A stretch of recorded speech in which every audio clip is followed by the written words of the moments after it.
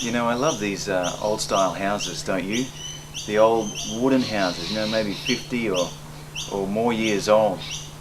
There's just something really special about them. They kind of look quaint and, you know, just something really beautiful about these old houses. But you can tell with a house like this that actually a lot of work has gone into it.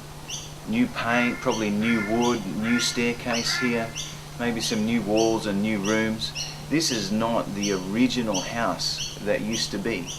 People have renovated this place, and that's why it looks so beautiful these days, and that's why it's so livable now. You know, it reminds me a little bit of my uncle. My uncle is a bit of a handyman, a bit of a renovator, and what he often does is he finds an old house that has potential, an old rundown house, but he sees potential in it, and he starts to renovate. So he rips out walls, he puts new staircases in, he puts a new paint job on the outside, new bathrooms, new carpet, new tiles, whatever, new furniture, everything. He renovates the whole place so that the end product, you would hardly even recognize the house. It looks beautiful. It's totally changed, totally different, totally livable. He makes it look like $1 million. And you know, it kind of reminds me a little bit of the Christian life actually. That when God comes in, when we let Him into our lives, it's like He starts renovating. It's like our lives now are under new management. We have a new boss, a new management, a new leader in our lives. And the beautiful thing is that when God comes in, when we let Jesus into our lives, He starts to make some changes. Now those changes are not always easy or comfortable, but they are wonderful changes. They are good changes. He wants to make us into a person that is so much better than the person that we used to be, so much more beautiful, so much more kind and loving.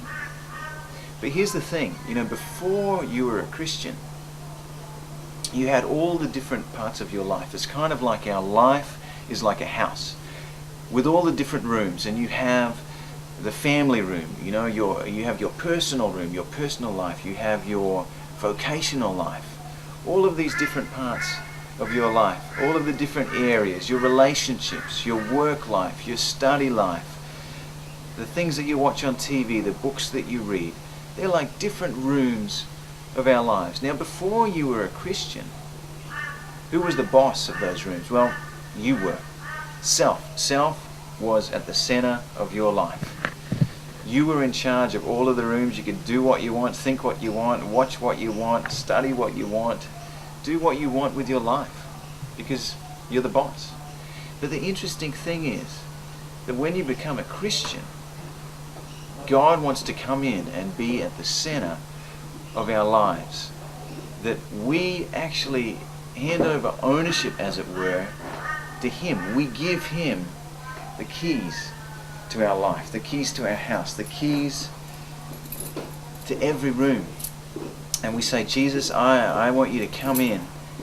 And we open the door of our life to Him, but we say, God, I don't want you just to stay out here on the balcony. I don't want you even just to sit in as a guest or a visitor in the living room or in the lounge room.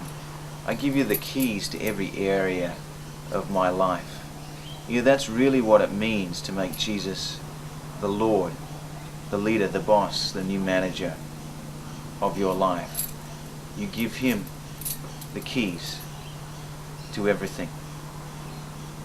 Now maybe that sounds like a scary thing to do, but you know, it's actually the best thing to do, because when you give Jesus the keys, you will start to make some beautiful changes in your life. He'll start to make you into the kind of person that He wants you to be. So maybe you've invited Jesus through the front door. You've given Him the front door key to your life. Well, the challenge of this study is to give Him all the keys to every room, of your life and make Jesus at home in your life, because your life is under new management. So it's time now to go into your groups and to just discuss this together, to work through the questions and the Bible passages. The memory verse today is 1 Peter 3 verse 15.